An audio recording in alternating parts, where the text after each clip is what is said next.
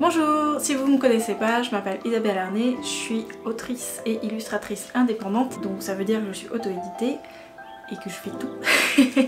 Je vis entièrement de mes créations et si c'est quelque chose qui vous intéresse, on va en parler aujourd'hui parce que je voulais faire ma vidéo bilan et aussi projection pour l'année 2025. Bilan 2024, on va parler de bilan de mes projets. L'année dernière, ce qui s'est passé, c'est que ça a été la première année de publication de Magic Kitty, mon premier livre donc auto-édité, qui est donc là, voilà. Et l'autre chose qui s'est passée très importante, c'est la publication sur Webtoon de Two Stars and Shadow, donc une BD que je fais dans un autre univers, et ça va faire donc 6 mois que la publication a commencé. Donc je pense qu'il y a deux choses très intéressantes à discuter là-dessus. Ensuite on va faire un bilan financier parce que comme je disais, je vis exclusivement de la vente de mes produits et de mes univers et de mes histoires, donc ça peut être intéressant. Je voulais faire un petit retour d'expérience et parler de comment ça s'est passé au niveau des salons, des conventions et de tout ce que j'ai testé. Je voulais parler de mes projets de 2025 et voilà.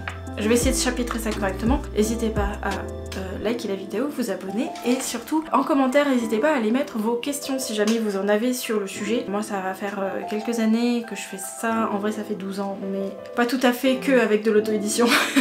On va dire que c'est la 3e année où je suis vraiment en auto-édition et où je vis exclusivement de mes créations. Avant j'avais des clients. Pendant que je parle en fond, je vais vous mettre la création d'une illustration que j'ai fait pendant le mois de décembre. Je suis censée avoir fait mon challenge de l'automne depuis tout ce temps. Mais en fait non, je suis très en retard et j'ai seulement fait les ancrages de tout mon challenge de l'automne. Je suis censée les colorer et ça va venir certainement dans l'année. Mais voilà, donc ça je vous le mets en fond. C'est une illustration de mon univers de Magic Kitty et je l'ai ancré avec mon tout nouveau stylo plume Fountain Pen Revolution qui est là, qui est un pointe souple qui permet d'avoir un rendu exactement comme une plume à tremper et j'en suis trop fière parce que honnêtement le rendu de la plume comparé au rendu de mon stylo plume c'est exactement le même. Ce qui est bien aussi c'est que j'ai pu mettre une encre waterproof, ce qui fait que quand je passerai mon aquarelle par dessus, et ça ne devrait pas bouger et ça ne bougera pas, je sais, j'ai déjà fait des tests avant. Voilà, je vous mets ça dans le fond, donc c'est ça c'est Magic Kitty. Et d'ailleurs on va commencer par parler de Magic Kitty qui est donc le livre que j'ai publié en... Techniquement la date de publication c'est novembre 2023 mais en 2024 j'ai commencé à le distribuer en convention et en salon BD. Ça s'est, je trouve, très bien passé. J'avais imprimé 750 exemplaires et à ce jour 530 exemplaires ont déjà été vendus, quasiment tous signés. Pas tous, mais quasiment tous, et j'en suis super fière. Alors je sais que ça peut paraître dérisoire comme chiffre, mais je vous rappelle qu'on est en auto-édition, ce qui fait que je m'occupe de tout de A à Z, que ce soit la distribution, l'envoi, si c'est par correspondance, absolument tout. Donc j'en suis extrêmement fière. En moyenne, en convention, j'en vendais une 30aine, sachant que j'ai fait 8 conventions, 8 fois 3... 24, donc ça fait 240 environ vendus en convention, sachant qu'il y a des conventions que j'ai fait un peu plus, des conventions que j'ai fait un peu moins, et le reste est parti avec le Kickstarter dont j'ai fini les envois début janvier, et tout est parti, ça s'est relativement bien passé, ça aussi, à part quelques... Il y a un colis qui s'est perdu, mais sinon dans l'ensemble ça s'est très bien passé pour les envois. Et la réception du livre en salon a été vraiment très bonne. Que ça a été auprès des familles parce que le livre est quand même accessible à un public assez jeune, mes plus jeunes lecteurs ont 6 ans et demi, 7 ans vu qu'il y a quand même pas mal de BD à l'intérieur. Et les plus âgés, il n'y a pas de limite d'âge. J'ai remarqué aussi que c'était un livre qui intéressait les hommes alors que jusqu'à présent j'intéressais que les femmes. Donc ça j'ai trouvé que c'était plutôt intéressant aussi à découvrir. Le seul regret que j'ai cette année au niveau de Magic Kitty c'est que j'ai pas pu créer beaucoup d'illustrations. J'en ai créé une seule que j'affiche à l'écran maintenant. Voilà, regardez, ça c'est la seule illustration que j'ai fait pour Magic Kitty. J'en avais une autre en cours que je voulais faire pendant le week-end art, mais j'ai jamais réussi à trouver le temps de le finir. Donc je suis un petit peu déçue, mais j'ai espoir qu'en 2025 j'arrive à faire plus d'illustrations de Magic Kitty. Déjà finir ma série de challenge de l'automne, donc celle qui est en train d'être faite devant vos yeux actuellement. Ça sera déjà beaucoup. Après ce que j'ai fait cette année aussi avec Magic Kitty c'est des nouveaux pins, donc ça... trop bien. Il y a aussi là une très bonne réception du public. Ils sont trop beaux donc voilà. Les pins c'est trop bien. Au niveau des produits c'est à peu près tout ce que j'ai fait cette année pour Magic Kitty et on en viendra plus tard dans les bilans financiers. Je pense que ça a fait du mal à la fois à ma boutique et à ma réception en convention sur la fin de l'année. Ensuite, ce que j'ai fait cette année et ce que j'ai lancé, c'est Towards Stars and Shadows. Towards Stars and Shadows, c'est le webtoon que je fais avec Florian, qui est donc à la fois mon compagnon et mon co-auteur et coloriste sur cette histoire. C'est donc une romance fantasy avec beaucoup de mystère, un petit côté un peu thriller. Sur certains points, ça viendra un peu plus tard dans l'histoire. Pour l'instant on est plutôt dans de l'aventure fantasy et un fond léger de romance. Ce qu'on a fait cette année, c'est qu'on a fait 100 pages. On a fait 100 pages dans l'année dessinée, ce qui est incroyable. La BD, je la fais au format classique, BD imprimée, parce que mon but c'est de l'imprimer dans le futur, et ensuite je la transforme en format webtoon pour le mettre donc sur Webtoon. Pour le lancement, j'ai participé au concours sur Webtoon Canva France qui a commencé en juillet et en août, enfin c'était juillet-août, pour lancer la BD en espérant avoir plus de lecteurs. Ça s'est pas très bien passé, soyons honnêtes. L'événement a eu très peu de rayonnement. À ce jour, je n'ai que 200 abonnés sur la version française alors que j'arrive à 530 abonnés je crois sur la version anglaise, parce que j'ai aussi posté sur Webtoon Canva anglais et là il y a un public un peu plus dynamique. Ce qui rattrape un peu le côté français, c'est que j'ai toutes les connaissances et tous les amis que je me suis fait sur le chemin, et ça c'est la meilleure partie de Webtoon je dirais cette année, c'est toutes les connaissances que j'ai fait, tous les gens que j'ai rencontrés, tous ces auteurs et autrices surtout qui font des Webtoons de manière indépendante et qui font des choses merveilleuses, et je suis trop contente d'avoir rencontré tous ces gens là et j'ai hâte de voir comment ça va se développer en 2025. Je fais d'ailleurs partie d'un groupe qui s'appelle le Salon T de la BD Indé, et c'est un groupe merveilleux qui est un groupe à la fois d'entraide et de création de BD, donc on se partage toutes nos coulisses, c'est un groupe très fermé mais c'est un soutien qui m'a fait énormément de bien en 2024 parce que ça m'a aussi permis de partager ma BD en amont, parce que de janvier à juillet la BD n'a pas été partagée du tout, c'était vraiment, moi j'étais en train de préparer mon buffer, donc ma réserve d'épisodes, encore travailler un peu sur le scénario, même si ça fait presque 2 ans que je travaille sur le scénario avec Florian. Le fait de pouvoir en parler avec d'autres personnes et d'autres créateurs, ça a fait beaucoup de bien. C'est un soutien qui est très important. Voilà. Et donc ne cherchez pas, c'est un groupe fermé pour la simple et bonne raison qu'on se spoil énormément nos séries et que c'est des choses qui se partagent pas sur internet en dehors de sur les Patreons. Voilà, tout simplement. Et côté anglais, sur Webtoon ça s'est très bien passé. J'ai été featurée sur leur système de découverte dans les 3 premières semaines je crois où j'ai posté, ce qui m'a donné un bon boost de lectorat au début. Bon, j'estime que c'était un petit peu trop tôt dans la publication parce que la BD a un développement assez lent, surtout sur le début. Donc je pense que si j'avais eu la feature genre là maintenant où j'ai 25 épisodes de sortie, j'aurais eu beaucoup plus de visiteurs et beaucoup plus de nouveaux lecteurs. Mais c'est pas grave. L'année dernière, ce que j'ai fait aussi pour promouvoir la BD, c'est que je me suis mis à TikTok. Alors je me suis mis à TikTok que à partir de décembre, enfin novembre-décembre de l'année dernière, donc j'ai encore trop peu de recul pour vraiment en parler. Mais ce que j'ai remarqué, c'est que ça m'a apporté quand même pas mal de lecteurs, beaucoup plus qu'avant. Par exemple, je dirais que après ma feature par Webtoon Canva US, on va dire de septembre, octobre, novembre, j'avais en moyenne 3 ou 4 nouvelles personnes par semaine sur mon webtoon, et là actuellement depuis que je fais un peu plus d'efforts sur TikTok, enfin depuis que je me suis mis à TikTok tout simplement, j'ai une vingtaine de nouveaux lecteurs par semaine, ce qui est beaucoup pour moi. Je suis très contente et ça m'encourage un petit peu dans ce voie-là pour tout ce qui est promo du webtoon. Où je suis un peu déçue, c'est que mon Patreon a fait que baisser toute l'année dernière. C'est une grosse remise en question qu'il faut que je fasse pour le début de 2025, c'est comment faire en sorte que ce réseau-là fonctionne, bien que on en parlera plus tard, j'ai d'autres idées. Hello, on est vendredi 3 janvier. Ce matin, on va changer la disposition du bureau. Je vous montre un peu, enfin vous devez déjà le voir. Il y a des choses sur le sol depuis super longtemps que j'arrive pas à ranger. Toute la zone du bureau et enfin voilà, il n'y a pas de mots. C'est juste horrible. On a acheté de quoi changer tout ça. En tout cas j'espère. Et c'est ce qu'on va faire ce matin. Et on partira sur une bonne base pour 2025. Alors j'ai mes références et mes chiffres en bas, on va passer à un bilan un petit peu plus financier, à savoir que je suis privilégiée en termes de logement.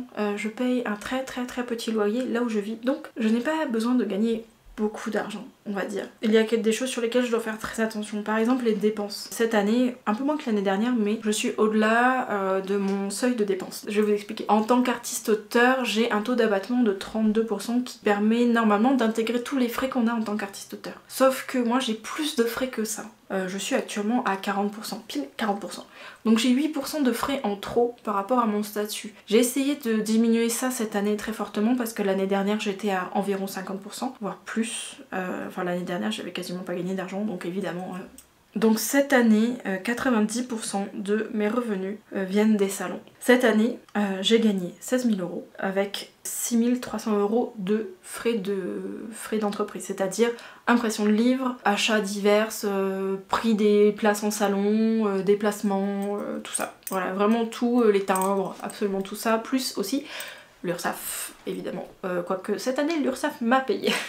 J'ai gagné 1500 € d'URSSAF cette année parce que j'avais trop payé il y a 2 ans en fait, où j'avais eu beaucoup de rentrées d'argent et j'ai eu des taxes incroyables l'année dernière, je me suis fait exploser. En 2024, je n'ai pas payé de taxes parce que voilà, en 2023, je m'étais fait exploser. Donc 2024, c'était tranquille. Et je me suis même fait rembourser. Donc dans ces 16 000 €, j'ai eu 10 000 € qui viennent des salons. Et c'est mon revenu principal, ce qui ne me plaît pas du tout. Alors c'est très bien parce que c'est une belle rentrée d'argent et ça me permet de faire ce que je fais, mais n'empêche que personnellement, je trouve ça trop précaire d'avoir 80% de mes revenus qui viennent d'une seule source. Ensuite, j'ai eu presque 2 000 € de ma boutique en ligne. Patreon, je suis même pas à 200 €. Donc c'est là où je disais que c'est trop peu. Sur toute l'année, ça fait vraiment trop peu. Et normalement Patreon était là pour me faire baisser mes frais et pour faire un revenu un peu sûr et tout, mais bon, ça n'a pas marché. Et ensuite j'ai 1600 € qui viennent de clients privés tout simplement, parce que comme je le disais dans mes autres vidéos bilan de l'année dernière, probablement j'essaie de réduire les clients parce que je supporte plus trop de travailler avec des clients, surtout sur des clients long terme. Avant je faisais du livre jeunesse et donc le livre jeunesse c'est des projets qui me prennent 3-4 mois et c'est trop long. Je ne supporte pas ce genre de projet quand je travaille avec d'autres personnes, alors que j'adore les méga gros projets. Enfin je veux dire, Stars and Shadow, ça fait déjà 2 ans que je travaille dessus et 1 an à temps complet. Clairement je m'amuse comme une petite folle, mais c'est pour moi. Voilà, je suis très égoïste et je ne veux travailler que pour moi. Après en termes de répartition, voilà, les mois d'été ont été épouvantables. Je regarde mon résumé personnel. Ce que j'ai remarqué donc pendant mon année, c'est que je ne parle pas bien de moi sur les réseaux sociaux. En fait, quand je veux dire que je parle pas bien de moi, c'est que les gens ne savent probablement pas qui je suis. Sur YouTube, c'est un peu plus personnel, donc vous avez tendance à savoir qui je suis parce qu'en plus je montre tout le temps ma tête. Mais tout ce qui est Instagram et compagnie, qui devrait être aussi ma façade, je suis un fantôme. Et je pense surtout que je me disperse un peu trop. J'adore partager des vidéos ou des photos de montagne, mais est-ce que c'est vraiment très pertinent en tant que personne, enfin en tant qu'entreprise, entre guillemets, de parler de ça, alors qu'en vrai, que je devrais mettre en avant, bah, c'est Magic Kitty, c'est Stars and Shadow, c'est moi en tant que personne quand même, pour dire la personne que je suis. Et je pense que ça, c'est un truc que je vais essayer de changer en 2025 d'ailleurs. J'avais noté, les stands sont un bon revenu, mais la récession fait que les revenus baissent même de ce côté-là. Oui, j'ai oublié d'en parler, mais en début d'année, j'avais des salons qui marchaient très bien. J'ai fait des salons à plus de 2500 €. C'était... Enfin, en fait, moi, toute la première partie de l'année, mes revenus ont augmenté, en fait, sur les salons. Et arrivé à l'automne, là, mes revenus se sont effondrés en salon, vraiment effondrés. Je pense que j'étais dans une bulle grâce à Magic Kitty parce que le livre se vendait bien et que j'avais un public correct et tout. Mais il s'est trouvé que en seconde partie d'année, les gens avaient vraiment plus de budget même pour ça.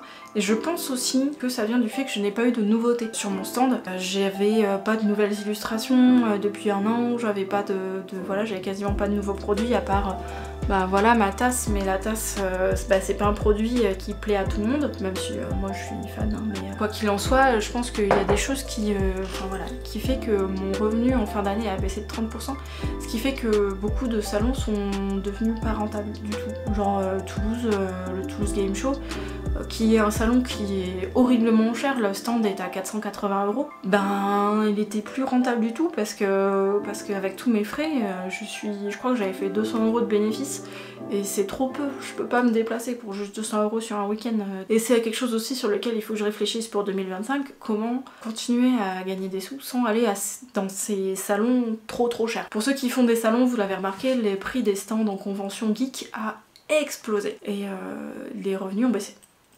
Voilà, donc ça c'est un problème. J'ai aussi noté que je n'écrivais pas assez, donc là il va falloir que j'écrive plus. Et dans l'ensemble, je suis vraiment contente de mon année. La plus grande source de plaisir pour moi, c'est de partager avec les gens, c'est pour ça que je fais le YouTube aussi. Et je trouve que le YouTube il a bien marché aussi cette année, même si Honnêtement, je fais surtout ça pour mon plaisir YouTube et j'en attends rien. Par exemple, je suis pas du tout monétisée sur YouTube, je ne gagne absolument pas d'argent de YouTube. Pareil pour Twitch, j'ai réussi à trouver un rythme qui me plaît. Je suis sur Twitch le vendredi après-midi de 15h30 à 19h et ça me plaît énormément. Des fois, je me dis qu'il faudrait que je vienne sur YouTube parce qu'en fait, ça me fait chier d'avoir autant de plateformes. En attendant, je trouve que Twitch, voilà, j'ai trouvé un rythme, il y a des gens qui viennent me voir, même si on n'est pas nombreux, je m'en moque.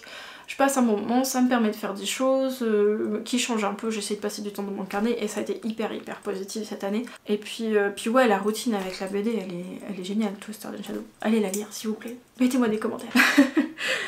Donc voilà le final. Bah, c'est vachement plus propre, déjà je peux vous montrer la différence sur le sol. Le sol est complètement vide, donc ça déjà ça fait du bien. De ce côté là, ce que je voulais vous montrer, c'est qu'on a rajouté un petit skadi. Parce qu'ils sont trop bien ces trucs d'Ikea, là je me sers de l'un d'entre eux pour faire les salons d'ailleurs maintenant. Ça c'est cool avec tout plein de trucs, des feuilles, des stylos, tout ma collection de washi tape. Merveilleuse. En vrai il m'en manque quelques-uns là, mais ça en fait déjà pas mal. Ce que j'ai fait aussi c'est ranger l'intérieur là du meuble. Il y avait énormément de trucs et ça va mieux. Bon il y a toujours beaucoup de choses mais bon il faut bien que je mette mes carnets quelque part. Et le petit coin aquarelle ici et surtout le petit meuble derrière avec tout plein de choses à l'intérieur. C'est bien mieux. Je vous montre aussi de l'autre côté à quoi ça ressemble. Donc on a à droite le placard que j'ai absolument pas changé qui est un placard avec tout plein de stock à l'intérieur. Aussi pareil pour la boutique. Et donc là on a un board en liège avec des papiers importants qu'il faut régler par exemple. Et des pins et des prints et des trucs comme ça. Et tout plein de prints ici au-dessus du bureau. Voilà. Comme ceci. Je suis vraiment super contente de ce qu'on a fait. C'est pas grand chose, c'était juste donc 2 meubles à rajouter et donc Florian est à droite, moi je suis là à gauche. Et voilà, mini studio tour. Ça fait du bien de commencer l'année comme ça et d'avoir quelque chose d'un peu propre. Mon planning pour 2025, c'est évidemment de continuer à publier Twisted Shadow. J'ai besoin de faire toujours 4 planches par semaine minimum. Et d'ailleurs, comme j'ai pris un petit peu de retard pendant les vacances de Noël, je pense que les live Twitch me serviront à combler un petit peu ce retard. Si je peux faire 5 planches par semaine, ça serait superbe. Pour Magic Kitty, grande année pour Magic Kitty parce que je vais commencer à écrire le tome 2 de Magic Kitty. Donc si vous le savez pas, cette histoire-là, Magic Kitty, Carnet de voyage d'un chasseur sorcier, c'est un tome qui se tient en une seule, donc en un seul. Ça se tient en un seul tome, c'est un one shot. C'est moitié BD, moitié carnet de voyage. Voilà, c'est très bien. Et je veux en faire un tome 2 parce que j'adore l'univers de Magic Kitty, c'est mon petit moment d'échappatoire à moi, c'est cosy, c'est des petits chats, c'est mignon. C'est une histoire qui me fait du bien et ça me permet aussi de faire des illustrations à l'aquarelle parce que Twisted Shadow est complètement fait en numérique pour des raisons de, à la fois rapidité, enfin de workflow complètement. Pour Magic Kitty, j'aimerais commencer le tome 2, c'est pour ça que je disais tout à l'heure que j'avais envie d'écrire. J'ai envie d'écrire le tome 2 de Magic Kitty et en même temps faire des petits one-shot spin-off de Twisted Shadow avec d'autres personnages.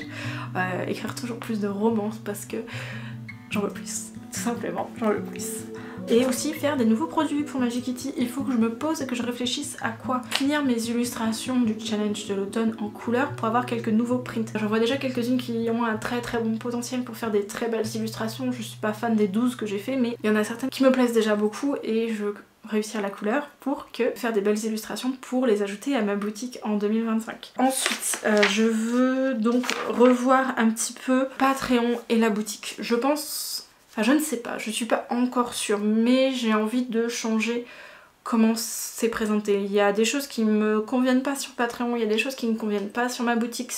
Actuellement, je suis sur SumUp, qui est donc mon terminal de paiement quand je vais en convention. Ils ont une option pour faire une boutique en ligne gratuitement sur leur site, ce qui est très bien, mais je crois que j'ai envie de resserrer un petit peu les liens entre tous mes réseaux. Et pourquoi pas tout faire sur une seule plateforme, que ce soit le Patreon, la boutique et pourquoi pas d'autres choses plus tard. Parce que je trouve que je suis trop éparpillée et j'ai vraiment peur d'être trop éparpillée et que mon message se dilue sur les différentes plateformes. Surtout que j'ai remarqué que quand même le site de lecture de ma BD, parce que en plus de Webtoon, j'ai un site en nom propre pour lire la BD, c'est-à-dire que l'année dernière j'ai refait tout mon site web, j'ai changé d'hébergeur.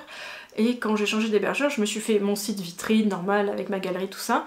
et un site de lecture de BD, et celui-là il y a quand même pas mal de passages, je sais que les gens lisent dessus, alors c'est pas encore incroyable, mais j'ai par exemple une dizaine de likes par épisode et je trouve que bah c'est pas mal pour un site où je suis la seule à amener le trafic. Et donc je me dis bah vu que les gens ils vont sur mon site, pourquoi ne pas tout leur mettre au même endroit et avoir un seul méga hub de tout ce que je fais. Voilà, j'y pense parce que c'est vrai que pour ça Patreon commence... Enfin je me pose des questions, voilà. Honnêtement je vous fais ma planification de 2025 mais c'est vaguement des idées pour l'instant. Et je pense que ce qu'il va falloir que je fasse beaucoup en 2025 aussi, c'est soigner ma communication, comme je disais tout à l'heure. J'ai l'impression que les gens ne me connaissent pas et ne connaissent pas forcément mes projets. J'ai l'impression que je n'en parle pas assez. Par exemple sur YouTube, je n'ai aucune bande-annonce de Magic Kitty ou aucune bande-annonce de Twisted Star and Shadow, alors que c'est des gros projets à moi qui me tiennent à cœur, vraiment, vraiment. Magic Kitty c'est 2 ans de travail, voire 3. Twisted Star and Shadow ça commence à être 2 ans de travail aussi et c'est des beaux projets. Enfin, je suis désolée mais c'est des beaux projets quand même. Et j'aimerais que vous soyez au courant que ça existe et que vous sachiez ce que c'est et que vous ayez envie de le lire parce que ça me fait plaisir de partager avec les gens comme je le disais. Et donc il faut aussi que je trouve quelque chose pour le long terme. Voilà. Que ce soit Patreon ou autre chose.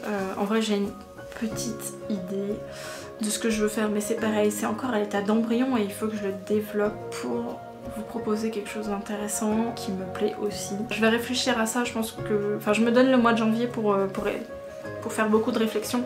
Je pense qu'on en reparlera à nouveau, j'aimerais proposer des formats un peu différents sur YouTube. Je m'étais dit une vidéo ou 2 par mois avec une alternance vidéo-blog où voilà, je vous parle un peu plus en détail de ce que j'ai envie de faire et de ce que je suis en train de faire dans l'optique que vous me connaissiez mieux et que vous connaissiez mieux mes projets.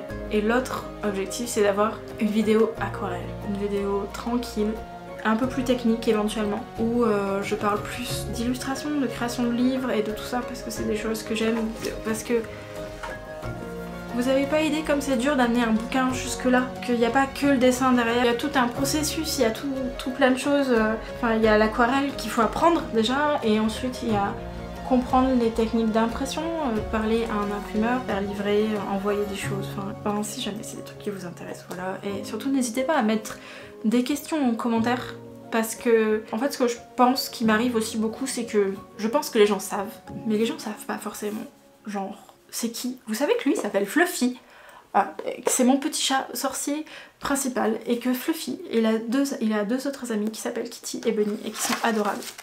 Est-ce que vous le saviez ça? Est-ce que vous le saviez qu'ils s'appelaient comme ça mes petits chachas? Qu'il y a plein de personnages à l'intérieur du monde de Magic Kitty dont vous ignorez totalement l'existence, alors que moi je les connais si bien, et je sais que les gens qui ont lu le livre les connaissent bien, certains les connaissent mieux que moi. Il y a des gens qui m'ont surpris en convention quand ils sont venus me voir et qui me disaient ce qu'ils pensaient du livre. Merci de venir en convention et de partager tout ça avec moi parce que c'est le meilleur truc de 2024. Même si les conventions c'est compliqué parce que comme je disais les tarifs sont de plus en plus élevés et les garçons baissent de plus en plus actuellement, il y a toujours ce contact humain qui est merveilleux. Je sais que j'ai rencontré plein de gens en convention que je retrouve toujours avec un grand bonheur et ça je veux pas que ça s'arrête, donc je continuerai quand même à aller en convention. Est-ce que j'ai dit tout ce que j'avais à dire? Ouais, long terme, Patreon, nouveau produit, Magic Kitty. Je pense qu'on y est, je pense qu'on a fait le tour. Ma boîte de commentaires est ouverte, vous pouvez aller y mettre ce que vous voulez. Moi je vous souhaite une très belle année 2025. Fassiez plein de beaux projets malgré l'adversité. Et si on peut continuer à échanger ensemble, ben je serai trop contente. Faites des bisous à vos chachas, parce que moi j'en ai pas. Oui, parce que Magic Kitty c'est de la compensation. 100% compensation de l'absence de petits chats. Et Twisted Star and Shadow c'est juste parce que j'aime le Seigneur des Anneaux et que j'avais envie d'écrire une fanfic.